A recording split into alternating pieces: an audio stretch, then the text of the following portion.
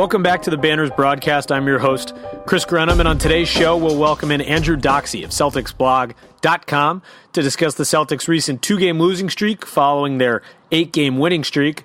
The Celtics dropped Wednesday night's game at TD Garden to the Phoenix Suns after Aron Baynes went down 2 minutes into the first quarter. He'll miss the next 4 to 6 weeks following hand surgery that he had on Thursday. Doxy and I will discuss everything from the Celtics' thin front court to where they go from here, Jaylen Brown's role going forward over the next month or so, the Celtics' upcoming schedule, and of course, Time Lord. Today's episode is brought to you by our friends over at 1in100. Go to 1in100.co for your chance to win killer Patriots, Celtics, Bruins tickets, concerts throughout New England, whatever you can think of. And your first entry is free. Why not go enter to try and win tickets to tonight's game? Bucks, Celtics, TD Garden. It's a no-brainer. Go over to 1in100.co. That's 1in100.co. Now we welcome on Andrew Doxy of CelticsBlog.com. Doxy, thanks for coming on with me on this wonderful Friday morning. I appreciate you getting up. Hi, hey, hello. Thanks for having me. No problem, man. So obviously Wednesday night, Aron Baynes, 2 minutes into the first quarter, he goes down. Turns out he's going to be out. Shams Charania got the scoop like weirdly quick. It was like we saw Baynes go into the locker room, and I swear to God, 30 seconds later it was on Twitter that, he had a broken hand. It's like, I don't know if he was at TD Garden, but it was pretty bizarre how quickly he was able to get that scoop. I don't know how he did that, but of course that's a big loss. The Celtics were already thin in their front court with Al Horford missing the last 6 games. He'll miss his 7th tonight against the Milwaukee Bucks, who have that guy named Giannis who's pretty big, and so they'll struggle. Any team with a decent front court struggles to guard him. So what do you see? Let's first start with that. What do you see tonight against the Bucks? Who do you see matching up with Giannis, and how do you think the Celtics front court is going to handle that? I think we're going to go to a lot of Shemi, because he's had a lot of success guarding Giannis, and by success I mean not letting him get a 40-point triple-double. So that's pretty much all you can hope for. Yeah. I am a little concerned because the last game against the Bucks, which was it was mostly tight for the most part. But the reason why I felt we were so successful in that game was because we ran the Al Horford, Kyrie Irving pick and pop to death, and Brook Lopez just couldn't guard Al Horford in that situation. So I'm a little worried about how we're gonna just maneuver this game without Al Horford. And another thing I'm worried about is Daniel Tice getting into foul trouble, because with just him and Rob Williams, Time Lord, it's if any of them get into foul trouble, we're kind of in a bad spot.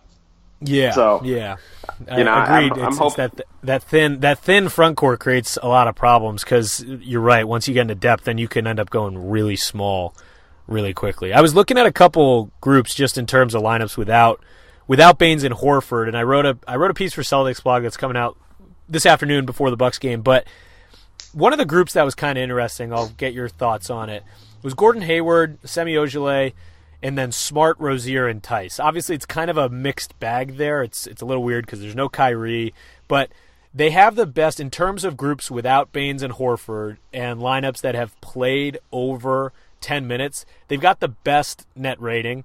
They're at 71, I think it was.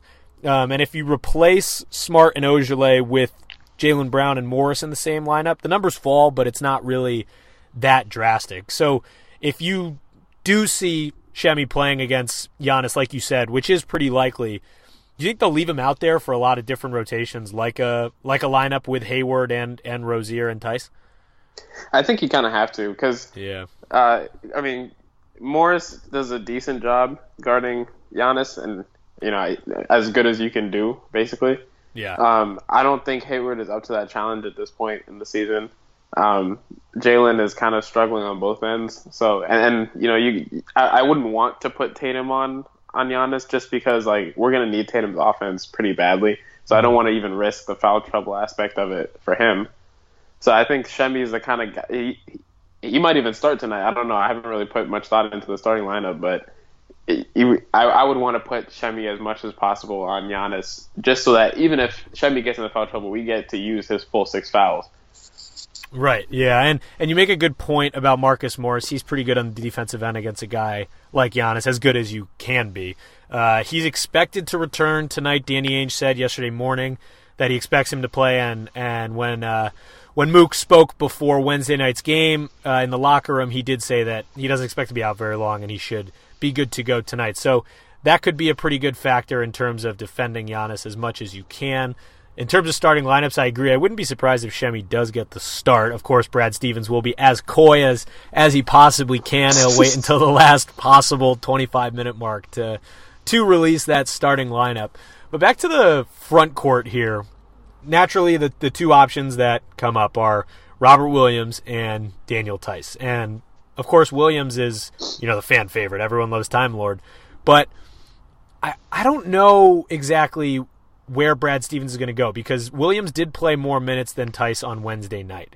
But in my opinion, I think Tice offers a little more flexibility on both sides of the ball. Where do you see them going over the next couple weeks? Because I don't see Al Horford coming back at least for another week or two. So where do you think he's going to turn to, or do you think there'll be a relatively balanced attack between those two guys? Yeah, I'm hoping that Horford can be back by Tuesday against the 76ers, because otherwise Embiid's going to foul out like 6 of our guys in the first half. Yeah. Like I said, foul trouble is probably my biggest concern, because right now, per 36 minutes, Daniel Tice is averaging 7.4 fouls, which is that's quite bad, if you ask me. Yeah. And it seems like a lot of his fouls are just a lot of them don't look like fouls to me. I feel like he's just in the bad place at the wrong time in terms of the referee's point of view. So maybe that changes as referees keep in mind the situation. Not that referees are going to be biased or anything, but maybe they won't have as tight a whistle, which is what I would hope for.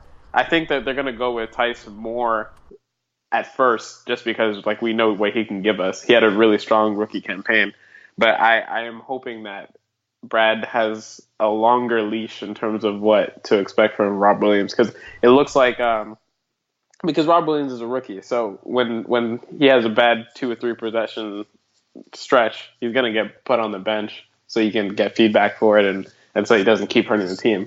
So I'm hoping that Williams can step up. But in terms of minutes, I think Tice is definitely going to get the lion's share at first.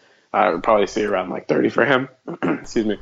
And I'm hoping that Rob Williams can step up if Tice can't, stay. And also, I don't know how long Gershon Yabusele is going to be out too, but he might be able to help whenever he's back from his ankle injury. Yeah, sneaky. He was not on the injury report yesterday, and I don't know if that was a mistake or not, because I didn't expect him to come back this soon, because that was a pretty nasty ankle sprain that he suffered in Chicago. But he wasn't on that. Normally, if the Celtics make a mistake on the injury report, normally they will correct that. But they didn't yesterday, so that's a good point. He can help out in that front court situation too. I do agree with Williams' short leash. I mean, that comes with every young guy. He's 21 years old, so that's going to happen. But the part that concerns me about Williams' game right now is just he's extremely one-dimensional, and I'm not knocking him for that, because that's expected with his age, and he's a raw talent right now. He's a freak athlete, so he prevents a great lob threat with any good ball handler in any sort of pick-and-roll set. But when he gets the ball in a non-pick-and-roll set, about 18 to 20 feet out, I said it on CLNS's Garden Report the other night, he kind of looks like that kid on a basketball court who, when he gets the ball, he gets kind of really nervous, and he goes into that three-point stance and he sticks his elbows out. He doesn't really know what he's doing. So it's almost like he's really reliant on those sets, and when he gets something outside of it, he doesn't really know where to go with the ball. So I think that's the biggest advantage with Tice, is just that he's multidimensional. You're not going to rely on him to shoot the outside shot consistently. He does, but I think he's shooting 35% from 3, and he can work in the mid-range game, but I don't think he'll take as many threes as Baynes had been before he left. But do you see him being pretty impactful on the boards? Because his numbers haven't been staggering on the glass, but he's going to have to focus on that with no Aron Baynes. Yeah, he actually is. Last year, he grabbed a total of 274 rebounds, and this year he's at 72 through a third of the season. So he's at a lower direction. Yeah. And then, he's had inconsistent minutes and a couple of DNPs early in the season. So but he's getting the same amount of minutes per game. So it is kind of concerning his rebounding dropping by like almost a full rebound per game. Yeah, yeah. I don't know whether I haven't like delved into whether that's more of a positioning thing or if it's more of, other guys stepping up on the bench because, Terry Rozier is always going to get a couple of those rebounds. Mm-hmm. So that's more of a film thing that I have to go back and look at. I mean, after seeing what happened to us against Phoenix, it is a concern, which, again, I'm already having nightmares about Tuesday's matchup with Philly just for that reason. And I feel like Robert Williams is better at Tice in terms of securing rebounds for the team, at least. Yeah, definitely. Yeah, maybe that's because he's a stronger, younger, more athletic guy. But from a scheme wise, it just seems that we get more rebounds when Robert Williams is on the court. So that's something that like I'm concerned with the starting lineup because I'm pretty sure Tice is going to start for most matchups at least. I would agree with you there. I think at least I haven't really dove too deep into film in terms of Tice, but when I did look at it, there was a lot of sets where he's involved in a lot of high ball screen action, which of course is going to bring him away from the hoop. I mean, it's tough to dominate the glass when you're up above the break, but I'm sure that will change without Baynes. It has to, But yeah, I think you're right. Obviously, they're better on the glass with Robert Williams in there, and he just creates mismatches for a lot of big guys because his athleticism can simply beat people to balls when it's off the glass. Changing gears a little bit here, there's been a lot of back and forth about Jaylen Brown recently. I'm going to leave this pretty simply right now. Where do you stand with JB right now? There's a lot of hate and a lot of defending, at least on Twitter right now with the Celtics wing. So where do you stand? He's kind of in a weird spot right now. I'm in the Jaylen Brown respecters camp. And I like that. So, I like that. I'm with you. Because I mean, at the end of the day, I'm gonna trust that the really like he played 95 games last season. Yeah. And I'm gonna trust that season where he took off as opposed to a 20 game sample this season. Like I like that. That's fair. I do think it's weird that basically this year is what I would have expected last year, and last year is what I would have expected this year. That's a really good way to look at it. Yeah, because this year is a typical sophomore slump, except he's a junior or a third-year player, I guess, if you want to go by NBA terms. So it's just odd. I did anticipate that he would have the hardest adjustment coming into the season because he was essentially the first and second option in the playoffs, with Jason Tatum, and he goes from that to being essentially fourth in the starting. At least to start the season, he was fourth in the starting lineup behind Kyrie, Tatum, and Hayward. So it's a big adjustment to having the ball touch your hands and making plays, every play as opposed to, sitting in the corner sometimes and all that. I think that when he first started coming off the bench and was ultra aggressive off the bench, I thought that was like the perfect role for him. And I think now, like he still gets that, but now he's just in a regular slump. It just looks bad when juxtaposed with the rest of the season. Yeah, I think that in the current situation, it makes it look worse. I agree. And, of course, people overreact on Twitter and that sort of thing. So, but that second unit, when he can come in, be aggressive, and get to the rim. Initially, early on in the season, he was getting to the rim, but he wasn't finishing. And, I mean, that's his strength. If he could put the ball on the floor, he's not the greatest dribbler, but if he can get to the rim, that's his strength, rather than early on in the season when he was settling for a lot of long twos like everyone was, and then those threes. So that's when he's at his best. I like that unit with him, Rozier, and Hayward, running the second unit. I think that's their best bet. How long, in your opinion, do you see them running with this starting lineup? Say Baynes returns or Horford returns in the next couple weeks, and they run with the two Marcuses in that starting lineup. Do you see that going for, the next month, 2 months into the All-Star break, or do you see if Gordon Hayward makes improvements, maybe them trying to reinsert him into the starting rotation? I think with the current team being the way it is, I think the only change that should happen in the foreseeable future is getting Hayward back in there. But that also causes problems because I feel like the reason the bench works, at least the way it did during the 8-game streak, is because you're pairing Hayward with Rozier. And that allows, at least for most sets, when Rozier is not dominating the ball, it allows for better offensive movement and offensive action. So I think so when you take Hayward out, it kind of creates an issue with the bench, especially if Jaylen and Terry both struggle. So I mean, it's a really complex issue that Brad's, it's much smarter than I am, so he's gonna have fun figuring that out. But I think I personally really like the Kyrie Irving Marcus Smart pairing because it doesn't pair Marcus Smart and Terry Rozier together. Because when those two play together, Marcus should be on ball pretty much every set, and Terry should be off ball. But that's not what happens, at least in my opinion. So it's tough to balance that. I think that if Jaylen goes back to being the way he was during that 3-game stretch where he was dropping 20, 20, 20 each game, it could work bringing Hayward back in. But I mean, things are great the way they are. It's not a permanent solution, but I think that until we get a lot of wins under our belt, because we're struggling right now. So I think until we get a lot of wins under our belt, then we should stick with what we have until we have the luxury to be able to experiment a little bit. Because we really do need to secure home court advantage at least. Yeah, and so.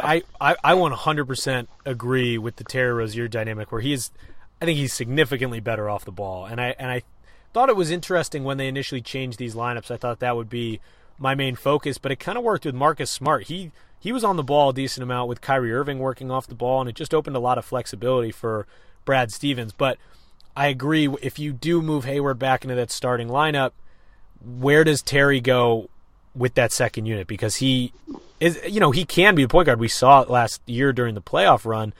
But when he goes through these ball dominant stretches, his shot selection kind of goes away, and it's not peak Terry like we want to see. So that will be, interesting to kind of monitor down the line.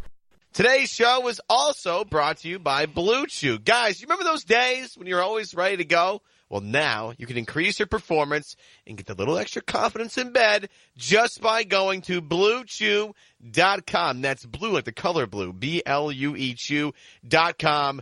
Brings you the first chewable with the same FDA-approved active ingredients as Viagra and Cialis, so you know they work. You can take them anytime, day or night, or even on a full stomach. And since they're chewable, they work up to twice as fast as a pill, so you can be ready whenever an opportunity arises. Now, I got to be honest with you guys. It's maybe in the works. Did I get some of this? I don't really know. I don't really need this. But it was, you always have to kind of do it in your own, they always want a little testimonial, right, attached to these ad reads. And I thought it would be a fun idea to maybe give it a shot and see how it goes. I'll let you know as time progresses, trust me. Blue Chew is prescribed online and shipped straight to your door in a discreet package. It can get embarrassing sometimes. So no in-person doctor's visit, no waiting in the pharmacy. Best of all, we all know this, no more awkwardness. And since they're made in the USA, and since Blue Chew prepares and ships direct, they're cheaper than a pharmacy. Go and look up what some of these pills cost. They are outrageous. Trust me, this is a much more viable and cost-friendly way to go about this, folks. And right now, we got a special deal for our listeners. Visit BlueChew.com. Get your first shipment free when you use the special promo code GOOD at checkout. Just pay the $5 to ship it to you. That's Blue, BLUE, Chew.com. Promo code GOOD. Try it for free. Get that $5. All you do is pay for the $5 shipping. Blue Chew is the better, cheaper, faster choice, and we thank them for sponsoring the podcast.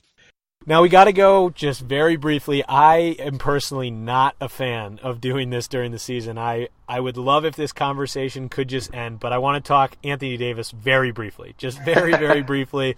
Of course, the Celtics cannot acquire him until Kyrie Irving's contract is, re-upped this offseason. If you have any questions about that and you're listening to it, go talk to Keith Smith. He would love to answer all of your questions about that. While you're at it, ask them about the injury exception from last year. Ask him about the designated player. Yeah, perfect. It's all of his favorite questions. Just run them by Keith. He'll talk to you all day about that. I'm kidding. Please don't. Too many people. He has done that with far too many people. He's written too many posts. That man is a saint for writing as much as he did about both of these topics. But on Anthony Davis, right now, the Celtics are in an interesting spot. Obviously, they have loads of assets. Some of these draft picks aren't necessarily going to be as high as they had maybe thought, at least where the standings stand right now. The way the season has gone thus far, as opposed to the playoffs last year, do you see any of these guys, these younger assets, as maybe a little more expendable than you did at during the playoffs last year? Where do you stand in maybe shelling off a few of these guys? Here's the thing, though. When we see guys struggle, the initial reaction, at least the hot take reaction, is to be like, all right, we're going to ship him out for Anthony Davis. But like the team executives in New Orleans are also seeing the same guys struggle. Right. Like, yeah. So we're all, we're sitting here like, oh man, Terry Rozier's having a terrible season. I hope somebody pays him $20 million. Like, if he's having a terrible season, what team is? I mean, obviously there are team executives who make bad decisions sometimes, but like the likelihood drops down with every time we say, oh, we should trade him because he's doing poorly. So it's just weird that we're like, oh man, Jaylen Brown's having a terrible season. We should send him headlining a package for Anthony Davis, the greatest big man in basketball. Like, there's like a disconnect there. That's a very valid disconnect. I that's very good. Not a lot of people have pointed that out. It's almost like we're all the experts on Twitter, but we're hoping that no GMs are watching the Celtics games, or maybe no one's listened to us on Twitter, but it's a good point. They're seeing the exact same things. I've seen a lot of people, obviously there's those jump conclusions like, Jaylen stinks, get rid of him. It's ridiculous, of course. But yeah. I kind of do understand people who are saying, this time last year, I don't think I would have traded a Jaylen Brown or even a Terry Rozier or any of these guys for someone like Anthony Davis. In my opinion, I think that's crazy to just shoot that down no matter how well they're playing because it's Anthony Davis. I mean, this guy. He's the best big in basketball. By far, yeah, in my opinion. So, like, you're ridiculous to shoot that down no matter how well they're playing. But right. I kind of do get people who are changing their tune a little bit because this season has shown some deficiencies, but we all knew they were there. It was just they played nearly perfect basketball during the playoffs last year. Right. I think it's tough because, like, okay, so just taking the Terry Rozier example, right? So yeah. We know that he can play well, and he can shoot well, and he can take care of the ball.